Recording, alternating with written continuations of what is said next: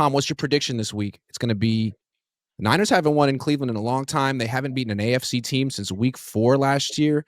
They look terrible against the Texans, who have as good of a defense as Cleveland. They lost to C.J. Stroud. What do you think? Oh, I tell you what, it's just I look at this. I can see Cleveland winning the ball game. Mhm. Let's say that first. I can see where Kyle puckers up against Schwartz. He's 1-9 against the guy, so Schwartz obviously knows Kyle, and he knows Kyle's offense. He's got some great players on defense already. One of the premier defenses in the league. On the other hand, if the Niners can play a smart, clean game, no fips, fumbles, interceptions, penalties, and sacks, the FIPS, the syndrome there, I can see the Niners winning 16-9. Interesting. But I can see that. Is going to require your Yeah. replacement kicker to hit some field goals, because the Niners' red zone, I don't think they're going to be able to throw the ball into the end zone via the air. Now, they may throw it outside the end zone, and McCaffrey might be able to navigate some traffic and run it into the end zone. But, and you're not going to get any cheap shots over the top. You're not going to get a quick score because the Niners don't have that philosophy in their offense. And then plus, if it's raining or snowing, windy, wet conditions, that's not Brock's game. Even though the kid was playing in Iowa State in bad weather outdoors in Ames, Iowa, which is like, oh my God, that place is like, there's a reason why the nickname for Iowa State is Cyclones, because the weather when you were in Ames, it could be chaotic. And yet, when he plays now, it's like the guy needs to play in a dome stadium or sunny weather in Santa Clara to really have a good ball game. Well, maybe that elbow injury he had a few years ago still has a residual effect on him, and he doesn't quite. I don't know what the deal is. It seemed like he can't grip a football in the rain. So here, you said the Browns can win this game. I agree. Let's list all the reasons. One, it's going to be raining or snowing, and we've seen Brock Purdy in those elements. He's not good. It's going to be a 10 a.m. game. The Niners don't adjust their practice schedule whatsoever for 10 a.m. games. We saw that when they went to Houston. They sleepwalked through the first half. It wasn't good. What else? The Jim Schwartz factor. Who's going to block Myles Garrett? Who's going to block Myles Garrett? Yeah. Who's going to check? You cannot tell me that you're going to let McKivitz out there on an island by himself blocking Myles Garrett. The guy had 5 sacks. If you're just going to avoid him by running the ball, then who has the better running back, really? Christian McCaffrey or Quinshon Judkins? I mean, McCaffrey's a better receiver than him, but if you're running the ball, the Browns might have a better rushing attack. Well, the other thing is, can the Niners, in the heart of their offense, block Graham and the other defensive tackle? That's going to Malik Collins, who they cut. It's Malik Collins. Yeah, correct. You go back and you look at Graham against the Raiders rushing a couple of times last Sunday, and he took the center and just bull rushed him and drove him right back into Geno Smith's lap. And then as he tries to get out of the pocket, here comes Myles Garrett around the corner and just ear holes him. And so that's another factor. The interior of the Browns pass rush is making Myles Garrett a more effective player on the outside, as great as he already is. And then here's another factor for you to consider. They line up Myles Garrett off the ball as a middle linebacker over the center in nickel situations. He went right through the center, picked him up, and put him back in the quarterback's lap.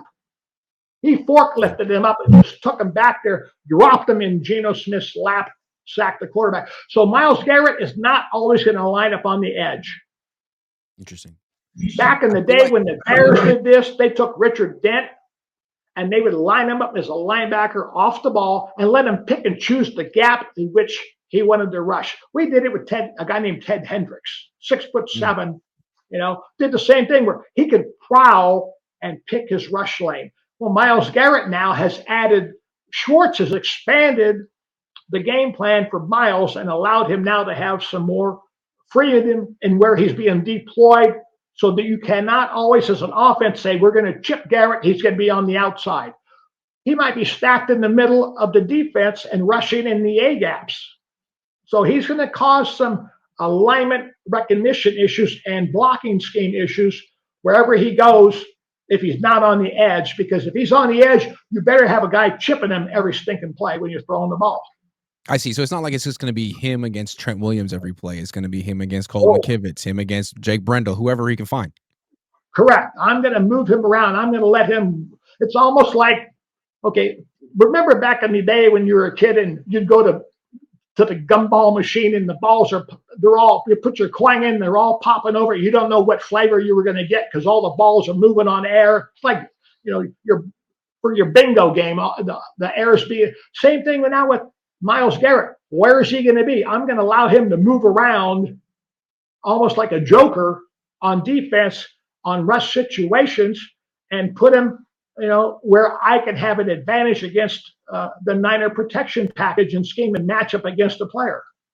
I think the biggest reason that the Browns have a legit chance to win this game, there's the Kyle Shanahan factor against Schwartz, but I think it's just the Brock factor. Like, should he be playing in this game? He really didn't play well against Carolina. He didn't look ready. He didn't look healthy. He looked rusty. And Carolina's defense isn't even good. And it was good weather.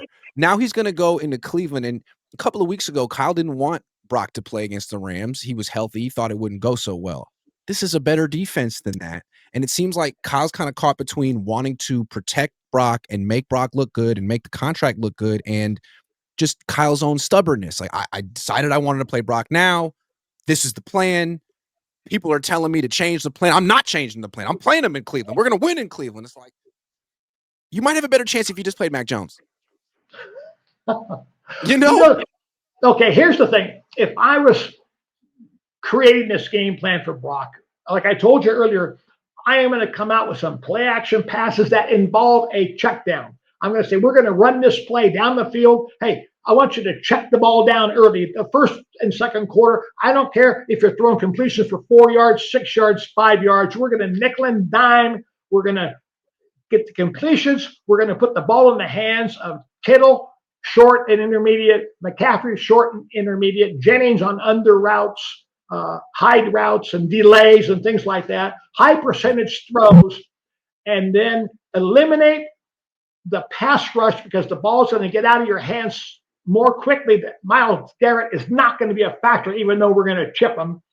And then when Garrett is in the game on normal downs, we may run the ball at Garrett so that we take some steam out of him in pass rush situations. We make him play the run, not as a chase player, but as a point of attack player. And so like they gave some of that. And so, but I am going to orchestrate this, and I hate to say it, we're going to have to work the ball down the field with 10, 12 play drive. We're not going to be a fast scoring game because we're not going to put ourselves in that position to expose our weaknesses to the strengths of the Browns defense. And Brock should be able to do that better than Shedeur Sanders.